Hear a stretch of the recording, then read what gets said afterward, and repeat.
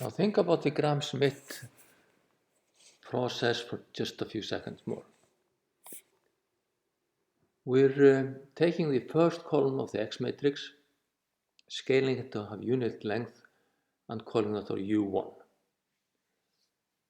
So the first column of the X matrix is a constant times U1. Then we take the second column of the X matrix, project it onto U1, compute the difference between the second column and the projection, scale that to get U2.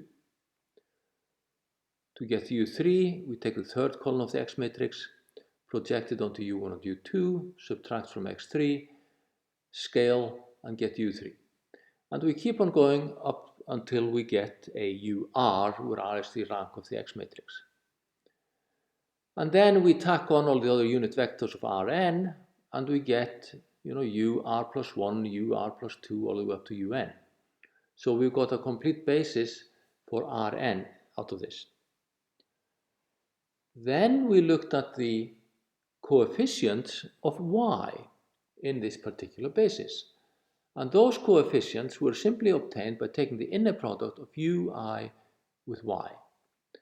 So u1 prime times y is equal to zeta 1 hat. u2 prime or times y or u2 inner product y gives zeta 2 hat. So what we're saying is that q prime times y is equal to the vector of coefficients, and that's actually supposed to have a prime here because it's supposed to be an n by 1 vector. Now, these are orthogonal vectors, they're orthonormal vectors. And what that means is that q prime q is equal to the identity matrix. Now, since c is q prime y, we know the expected value of c. It's just q prime times the expected value of y, which is x beta. And similarly, the variance is q prime times sigma squared identity, which is the variance of y, times q prime prime, which is q again. And since multiplying by I doesn't change anything, we left the q prime I, which is the identity matrix. So here's the brilliance. The variance-covariance matrix of the z's is sigma squared times the identity matrix. And z is a linear transformation of y, which means that z is Gaussian if y is Gaussian. So if the y's are independent normals, then the z's are also independent normals. And this is a really, really cool result. So we know if y has a mean of x beta, variance sigma squared identity, then this is the mean of z, and it has a variance-covariance matrix of sigma squared times the identity matrix.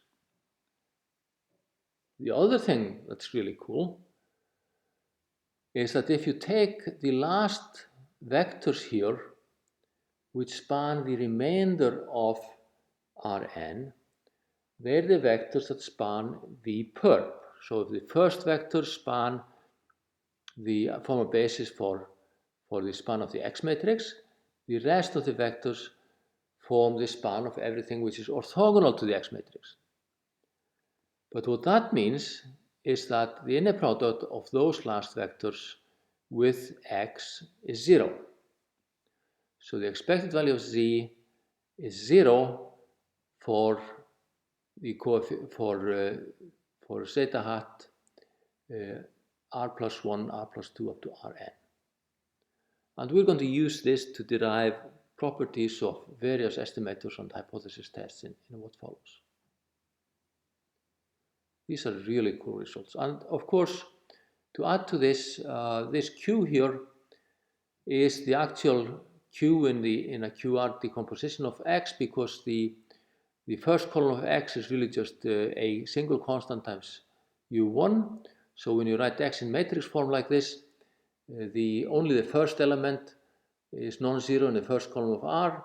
In the second column of R, you only have a product, a constant times U1 plus another constant times U2, and so forth. So R is an upper triangular matrix, and it's of course only an n by p matrix, but if you were to augment it to add 0 columns to make it an n by n matrix, then it would be upper triangular. So Graham-Smith actually gave us the QR decomposition of X as well.